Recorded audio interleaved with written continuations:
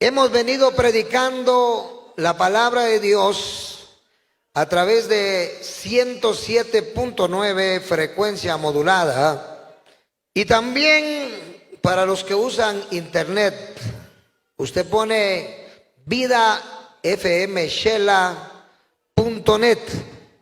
Repita, vidafmshela.net, y de ahí sale a las 6 en punto de la tarde todos los días, Conociendo las Escrituras. Ese es nuestro programa de todos los días, y que ahora también saldrá los días sábado y domingo. Estamos llegando a diferentes lugares. ¿Cuántos envían saludos, hermanos, a todo el mundo donde puedan escuchar el mensaje de la palabra de Dios? Para los que nos escuchan, estamos en el ayuno nacional, donde cientos de hermanos buscan la presencia de Dios en la iglesia central Santuario Monte Sinaí de la ciudad de Quetzaltenango, en Guatemala, Centroamérica. A ver, ¿pueden decir un amén todos los buscadores de Dios? ¡Amén! Reciban el saludo de nuestros hermanos y amigos de México, Estados Unidos, Chile, España, todo Centroamérica, a donde podamos llegar a través de las ondas etéreas como del internet, que es algo glorioso, donde podemos clamar y buscar la presencia del Señor para muchas personas a través de la radio. Este mensaje es un mensaje glorioso, porque creemos que la palabra de Dios es la única fuente de conocimiento teológico. Por eso es necesario saber, recordando el concepto de lo que es teología. Todos los que tenemos nuestro estudio, dice así: teología, del griego theon, o sea Dios, y logos, ciencia o tratado. Quiero hacer ver que cuando decimos theon, no es el teos del griego impío, del griego mundano, del griego bizantino, del moderno, sino es el theon que se refiere a Dios. El teos es Zeus, el theon es el Dios de la Biblia, y no decimos logos porque es logou, el cual es ciencia o tratado. Y vemos pues que la teología es la ciencia de Dios, pero hemos hablado de un concepto más profundo. La ciencia que estudia de Dios y de sus relaciones con los hombres, y no solo con los hombres, sino con el universo entero. Al hablar del universo nos referimos a la Tierra, a las estrellas, al sistema solar, a las nebulosas, las galaxias, a los demás astros y aún al mismo hombre. Y no solo con el universo, sino también con el multiverso, que es el lugar donde vive Dios, y se refiere a la creación primigenia, es decir, los ángeles, arcángeles, querubines y serafines. Cuando hablamos de teología, también podemos hablar de demonios, porque la teología se divide en 4 ramas para los que estudian teología.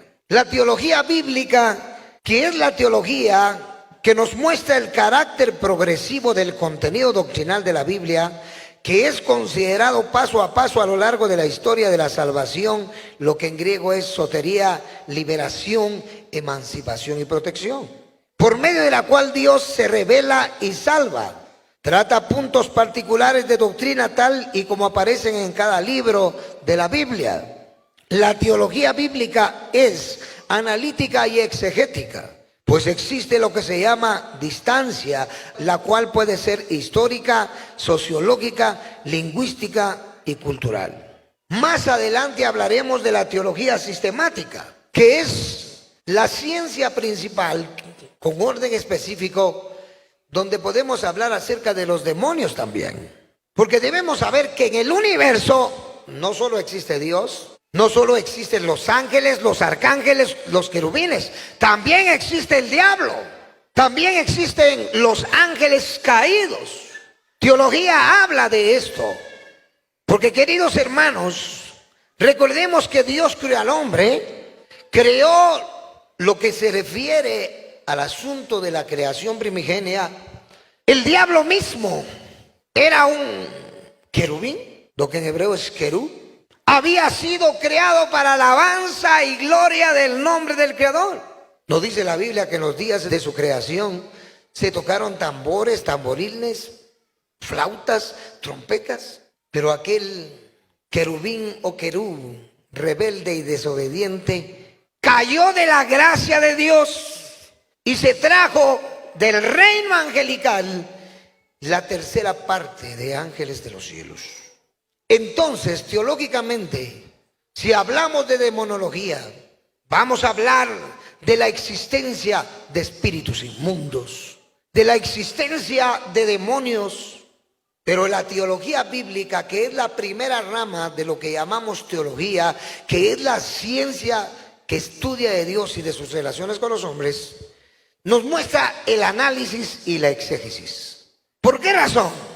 Porque la exégesis es aquel arte o ciencia que interpreta un texto en su contexto original de la manera debida y correcta. Esto es exomai, extracción.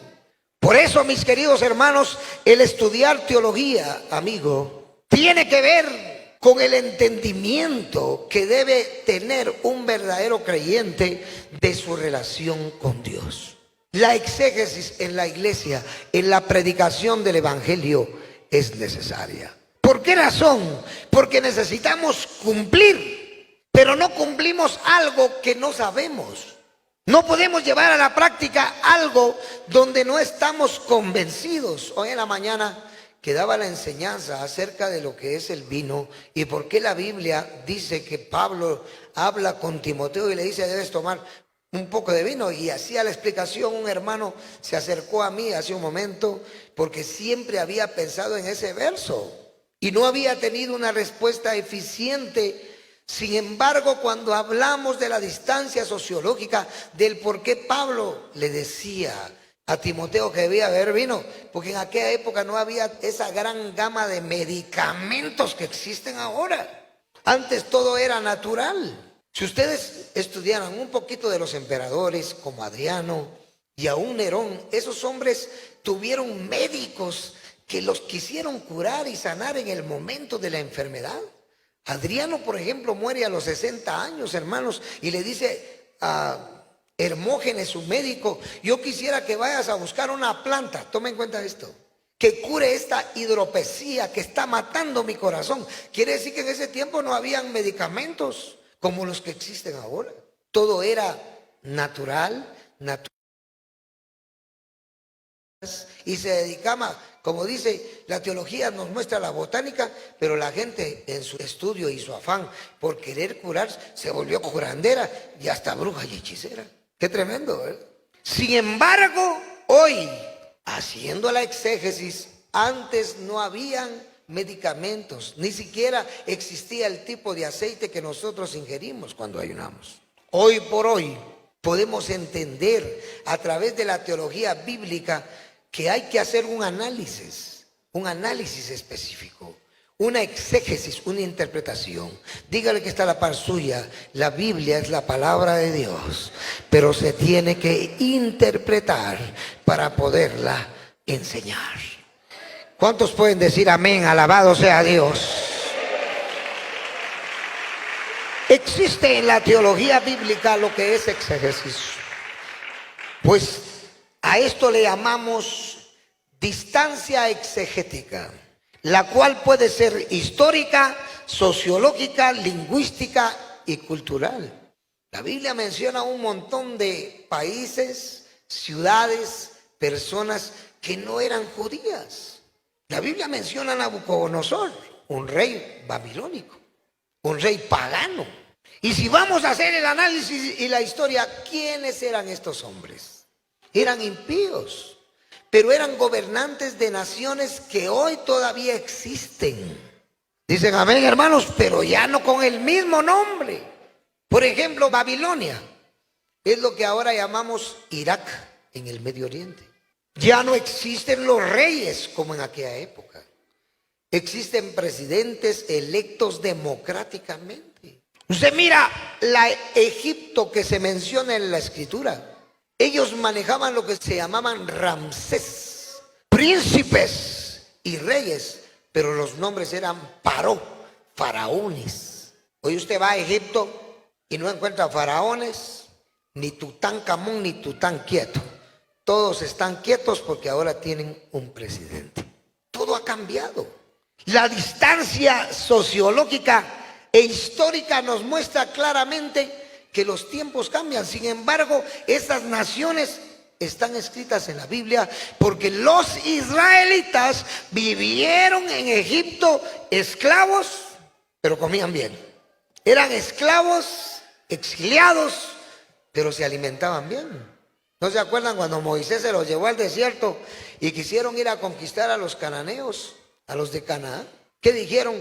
¿Para qué nos trajo Moisés aquí al desierto a aguantar hambre? Mientras en Egipto teníamos zanahorias, puerros, carne de vaca, carne de bueyes. Y aquí no tenemos nada, lo que tenemos es arena para respirar nada más. Entonces viene Dios y les manda codornices. Les manda maná, pan del cielo. Porque empezaron a protestar. Eran protestantes, ¿verdad, hermanos amados? Entonces esos pueblos eran pueblos de que en aquella época eran totalmente diferentes a nuestros pueblos, a nuestras comunidades. Ellos tenían reyes, tenían príncipes, tenían Ramsés, tenían Paró. Hoy en el mundo ya no hay esa clase de sociedades. Todo ha ido cambiando, todo se ha vuelto democracia. Y vamos también que la teología bíblica nos muestra exégesis, lingüística. Recordemos que la Biblia no fue escrita ni en español, ni en quiché, ni en man, ni en sutuil, ni en aguacateco, ni en ishi, ni en latín si lo quieren saber.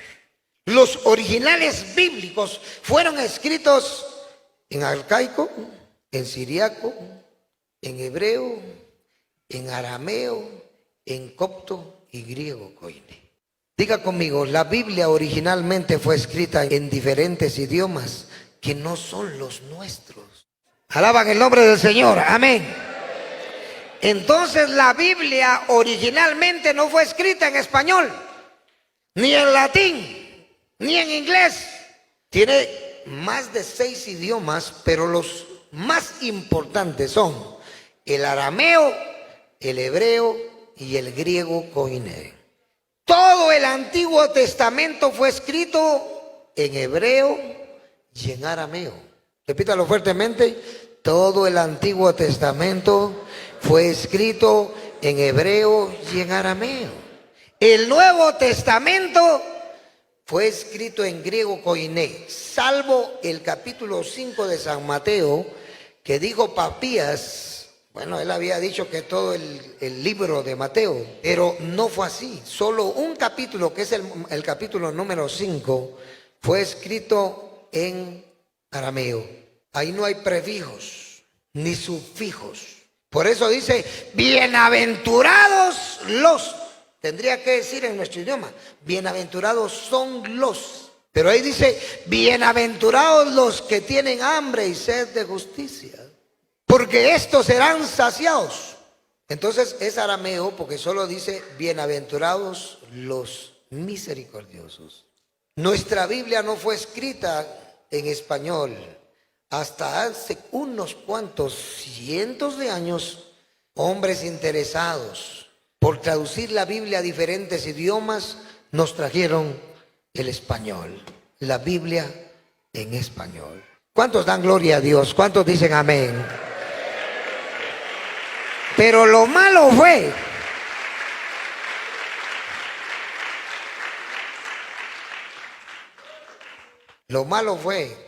que en el siglo IV se tradujo al latín, al idioma de los idólatras. Qué tremendo, imagínense ustedes. Pero fue el Espíritu Santo, diga conmigo, es el Espíritu Santo que no permite que se tuerza la palabra. Porque Él es el dueño de la Biblia. Por eso la teología bíblica nos muestra la forma exegética, lingüística, para llevarnos a la verdadera interpretación de las Escrituras. Debemos entonces saber que por eso cuando hablamos de ayuno, decimos nesteia, que es la palabra gloriosa. Así que decía que la teología evangélica nos muestra la teología bíblica, y cuando decimos ayuno decimos nesteia. Saben que mucha gente tiene diferentes formas de ayunar. Hay algunos que hablan hasta acerca del ayuno de Daniel, pero ya cristológicamente en el Nuevo Testamento eso ya no es un ayuno, eso es guardar dieta. Es como cuando el médico le dice: usted está muy gordito, está hecho un tonelito. Entonces usted tiene que dejar de comer y hacer dieta. Y la dieta va a ser comer solo legumbres, comer solo, ¿qué? Verdura. Y va a dejar de comer carnita asada, lechón asado, pollito dorado, y va a dejar de usar el aceite. Todas las frituras ya no las va a comer. Entonces hay mucho creyente y mucho predicador que el ayuno lo quiere tomar como una dieta. Hice el ayuno de Daniel, dice, comiendo legumbres. No, en el Nuevo Testamento vemos que la palabra nesteia significa abstinencia o abstenerse de toda clase de comidas y de alimentos, sean sólidos, líquidos, gaseosos, dulces, amargos o salados. El ayuno en el Nuevo Testamento es determinado por Jesucristo como cuando Él se va los 40 días y 40 noches y no comió ni bebió, dice la Escritura. Como cuando Pablo ayunó los 3 días gloriosos donde no comió ni bebió. Ya el ayuno en el Nuevo Testamento, si vemos la palabra nesteia, es una palabra de distancia lingüística que nos muestra el griego koiné, la verdadera forma de ayunar. Por eso la teología bíblica considera la revelación un proceso resultado de la acción divina en el mundo y en la historia, no como un producto acabado de dicha actividad cuyo estudio pertenece a la teología sistemática. Cuando nosotros extraemos, por ejemplo, en la práctica del ayuno, la palabra nesteia en el griego koiné original, entonces empezamos a buscar referencias, a buscar lo que se llama paralelos de idea, paralelos de pensamiento y paralelos de texto para enriquecer esa palabra que se convierte en una doctrina básica, cristológicamente hablando y aún apostólicamente. ¿Cuántos pueden decir amén, hermanos? Aleluya. Si se dan cuenta, el ayuno de 3 días, que es el ayuno trinitario que nosotros vivimos, cumplimos y practicamos, y como decimos, ortopracticamos, es un ayuno totalmente efectivo. Estoy hablando del ayuno porque en teología bíblica vemos lo que es la exégesis lingüística que es necesaria. Antes nosotros ayunábamos y no sabíamos por qué 3 días. Ayunábamos y nos acercábamos a Dios y lo hacíamos sin saber que los mismos apóstoles y los profetas, como el mismo Señor Jesucristo, habían ayunado 3 días. Pero el ayuno es total. La exégesis lingüista nos lleva al ayuno total, exceptuando agua y aceite, porque el aceite representa al Espíritu Santo y es la parte corpórea del Espíritu Santo, el aceite de olivo. No es un mare magno de aceites y mezclas, no, el aceite de olivo, que es el aceite que debe servir para ungir enfermos, para ungir endemoniados, para ungir necesitados. Por eso, queridos hermanos, la exégesis nos manda a que el ayuno debe ser una práctica constante, no como dieta, no como cuando el médico, el profesional dice, es que tiene que dejar de comer porque ya tiene muchos triglicéridos y mucho colesterol, y eso le va a producir la diabetes. Entonces la gente se asusta y empieza a querer, según ellos, hacer ayunos de Daniel. Pero en el Nuevo Testamento son los 40 días de Jesucristo, Mateo capítulo 4 y los 3 días que habla Mateo 15:32, Hechos 9:9, y la vida de Jonás en el vientre de un pez y la vida de Esther en Esther 4, capítulo 4, versículo 16. Entonces ahí vemos cómo la teología bíblica nos enseña. Debemos saber que la teología sistemática es el resultado de la recopilación que hace muy cruda, muy sencillamente, la teología bíblica. Entonces la teología sistemática nos lleva a que la revelación es un todo en su carácter orgánico y estructural, como un sistema de doctrina y de moral. ¿Por qué creen que hay muchos creyentes que no entienden por qué venir al Evangelio?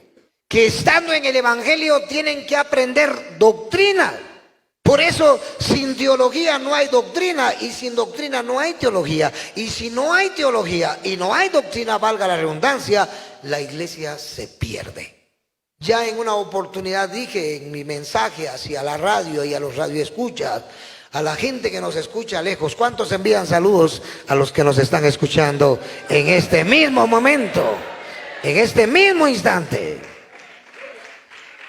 Yo les decía que un gran pensador teológico como fue Agustín de Hipona dijo: una iglesia sin alabanza es como un árbol sin ramas, pero una iglesia sin doctrina es como un árbol sin raíces. Se seca, no produce. Es una iglesia que con el tiempo va y es probable que colapse. Eso no lo hablo por quererlo hablar, sino porque la misma historia lo dice. Cuando la iglesia en Europa se apartó de la teología bíblica de las Sagradas Escrituras que produce la palabra de Dios, empezó el descalabro social, el descalabro religioso, al extremo que el materialismo, el humanismo, el existencialismo, como lo que se llama la neortodoxia de los teólogos de Europa, empezaron a hacer fracasar a la iglesia. Y por último entró el racionalismo, el subjetivismo. Hoy por hoy, aquellas naciones que estaban llenas del evangelio son naciones fracasadas espiritualmente. La libertad moral ha llegado a ellos. Se han olvidado de la teología sistemática. Diga conmigo, teología sistemática.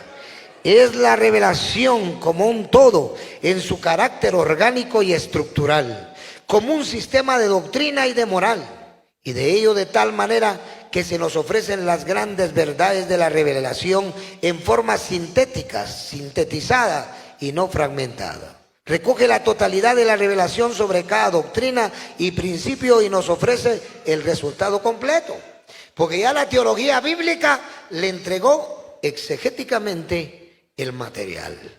¿Cuántos alaban al Señor? Digan amén los que están despiertos todavía. Digan amén los que no están cansados de ayunar. Por eso estamos aquí. Entonces, la teología sistemática recoge la totalidad de la revelación sobre cada doctrina y principio y nos ofrece el resultado completo. Ofrece igualmente la concatenación, encadenamiento continuo de temas parecidos o iguales, o interdependencia, dependencia mutua, de las varias verdades reveladas y las presenta en su valor eterno y no solo en sus contextos históricos particulares como lo hace la teología bíblica. La teología sistemática depende de la teología bíblica de la cual se nutre. Su material básico es el que le ofrece la exégesis del texto bíblico y su sentido original en el contexto de la historia de la soteriología, de la sotería, la salvación y del remez como el drash, la revelación. Aquí la teología evangélica difiere de otros sistemas, puestos de que todo lo que no sea la revelación de Dios a través de la palabra, todo eso es material espurio. Lo que no pertenece a la Biblia se llama material espurio. ¿Están escuchando? Material espurio, que significa material falso y adulterado. Por eso vemos religiones y falsas doctrinas, porque han adulterado a la palabra de Dios. En el mundo hay quienes dicen que la salvación no es necesario confesarla, que ni siquiera hay que creer en el Evangelio, porque como dice Juan, Cristo ha muerto por los pecados nuestros y los de todo el mundo. Pero cuando el Señor produce la salvación, esa lutrosis, cuando una persona puede considerarse salva, cuando la fe ha llegado, cuando la confesión, ¿cuántos pueden decir amén? Ha llegado. Y por último, ¿qué llega? Después de la confesión, ¿qué llega? La salvación. ¿Alaban a Dios, hermanos? ¿Sí? Y la salvación nos conduce a la vida eterna y estamos seguros de eso. ¿Cuánto le dan gloria a Jesucristo en esa hora? Dele gloria a Dios. Dele gloria al Espíritu Santo. Entonces, la verdad de las Escrituras, la verdad de la palabra, nos muestra en la teología evangélica cómo el creyente debe vivir. Dígale que está a la par suya. Dios le muestra a través de la teología bíblica cómo el creyente debe vivir para alcanzar la salvación, la vida eterna, el perdón de pecados y esa parte que perfecciona la vida del ser humano. ¿Cuántos alaban al Señor en esta hora y dicen amén? Dicen gloria a Dios.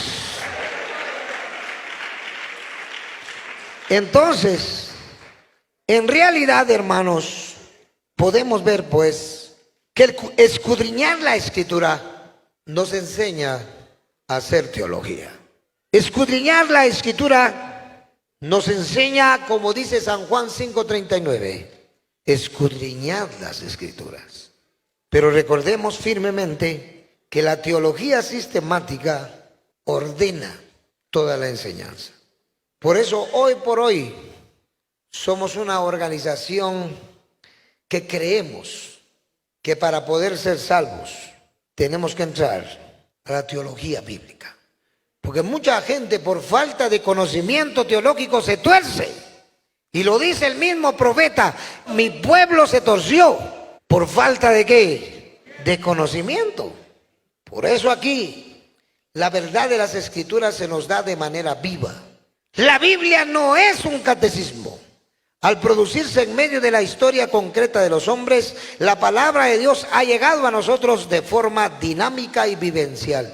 ¿Para qué? Para que el creyente no se vuelva un creyente teórico, un creyente retórico, un creyente que habla y habla y habla, pero no practica. El ministro debe tener el cuidado necesario de ortopracticar la Escritura para llevar a la práctica la enseñanza dinámica y vivencial. La labor del teólogo, del ministro, es sistematizar todas estas realidades divinas, sembradas a lo largo del devenir histórico del pueblo de Israel y de todas las naciones sobre la faz de la tierra, para así poder comprender su estructura y su armonía interna. Dado que la teología sistemática no se produce en un vacío, es asimismo tributaria de la teología histórica o dogmática. Podemos ver cómo la historia llega a nuestras vidas. ¿Cuántos pueden decir amén, hermanos? Y eso se vuelve teología porque es la historia de la Escritura, es la historia de la palabra, pero también vemos la apologética y la ética. Recuerde usted que la apologética o la apología es aquella ciencia o arte que nos enseña a defender nuestras creencias, nuestra doctrina, nuestras prácticas. ¿Cuántos de ustedes son creyentes apologetas? ¿Alaban el nombre del Señor? ¿Van a defender la doctrina de Jesucristo? Con su trabajo, con su esfuerzo, con su testimonio, dando a conocer el Evangelio, defendiendo la doctrina cristológica. Ministros, ¿pueden decir amén? Entonces, cuando hablamos de ética, hablamos de aquella ética deontológica que a través de los mandamientos, los decretos de la palabra de Dios, vamos aplicándolos en nuestras vidas. Esa es la ética deontológica, cuando se aplica a nuestras vidas cada mandamiento. Por eso estar aquí es un mandamiento. Dígale que está a la par suya. Estar aquí unidos, juntos, produciendo unidad, genotetas, es un mandamiento. Y Cristo lo pedía al Padre, porque Él decía: Padre, que ellos sean uno, como tú, Padre, en mí y yo en ti. Que sean perfectos en unidad, para que crean que tú me enviaste. El apóstol San Pablo siempre abogó por la unidad, esas genotetas, no genotes, genotetas, que es la palabra griega que califica la verdadera unidad. La unidad que produce el evangelio. ¿Cuántos pueden decir amén? ¿Están despiertos? Dicen amén, hermanos. Seguimos. Por eso el creyente debe ser un creyente ético. Valga la redundancia. El ministro debe ser un ministro ético, con ética deontológica, bíblica, teológica. Muchos han querido aplicar las éticas humanas, humanistas, carnales. Hasta los propios padres quieren imponerle éticas personales a sus hijos, creyendo que lo que le están diciendo es bueno. Sin embargo, la iglesia de Jesucristo se somete a la ética deontológica, cristológica, bíblica, teológica. ¿Cuántos le dan gloria a Dios? Amén. Ahora hay muchos que no quieren incursionar en esto, porque saben que no es fácil. No es fácil. No es fácil aplicar la ética de las Escrituras a la gente. Es ahí donde muchos creyentes se desaniman y dicen: yo mejor me voy. Ya no quiero seguir llegando. Una iglesia me quiere imponer lo que yo no quiero. Porque esa gente está sometida al pecado, a la desobediencia, al humanismo. Quieren ser humanos a su manera y antojo, y humanistas como les enseñaron en centros de estudios, donde lo único que hablan es filosofía, humanismo, escepticismo, negación a Dios, negación de Dios. Pero aquí no negamos a Dios, vemos la gloria de Dios. ¿Cuántos ven la gloria de Dios? La Biblia dice: y vimos su gloria. No la va a ver, la está viendo. ¿Cuántos creen que han visto la gloria de Dios? Digan un amén fuerte. Yo lo he visto en mucha gente y en mí mismo. Yo he visto la gloria de Dios en cada persona que aprende teología. Hace unos días un hermano públicamente me hace una pregunta que es capciosa y me dice: doctor, en la palabra aparece este género con nada sale, si no es con oración y ayuno. ¿Pero qué significa? La palabra género no aparece en los originales. Dice: esta raza de demonio. Oiga lo que dice. Él quería una respuesta y se la di. Nuestra Biblia dice: este género con nada sale, si no es con oración y ayuno. Pero el original no dice género. Dice: esta raza de demonio. Con nada puede salir, si no es con oración y ayuno. Por eso se necesita la exégesis. Por eso ya nuestros libros vienen totalmente sistematizados. Nuestra enseñanza. ¿Por qué? Porque hemos creído en la teología bíblica, que produce todo el material para que se conforme, se forme, se estructure la teología sistemática. ¿Podemos dar gloria a Dios por la palabra del Señor? Por la palabra viva, por la palabra teológica de las Escrituras.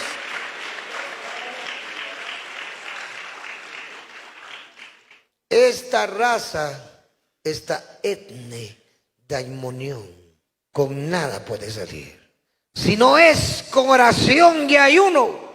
Por eso hoy estamos en tremenda bendición de oración y ayuno. ¿Cuántos siguen vivos? Los que están en la radio están escuchando. A los que están vivos glorificando a Dios aquí en el santuario central. Dele gloria a su Señor. Por eso, dígale al que está a la par suya: usted debe ser apologético, defendiendo la doctrina de Jesucristo. Con la misma palabra, con la misma enseñanza. Dígale que está a la par suya: usted debe ser un creyente ético, deontológico. viviendo las Sagradas Escrituras. Porque la ética moral y la filosofía natural son dos, eso se convierte en una utopía heterodoxa, cosas que el hombre no puede llevar a la práctica. Porque una utopía es aquello que la gente habla y le da rimbombancia, pero no se puede cumplir. La gente solo escucha. Saben que ahora hay muchos libros que venden y venden y no cumplen lo que dice ahí porque no se puede. Si ese libro no lleva exégesis, ese libro va a ser muy difícil de cumplirlo. Porque lo único que nos puede enseñar a entrar a la ortopraxis, al axioma de la Escritura, es la exégesis teológica. Por eso, hermanos amados, hoy Dios quiere creyentes apologéticos, creyentes éticos teológicos. La teología no puede quedar divorciada de las tareas ministeriales.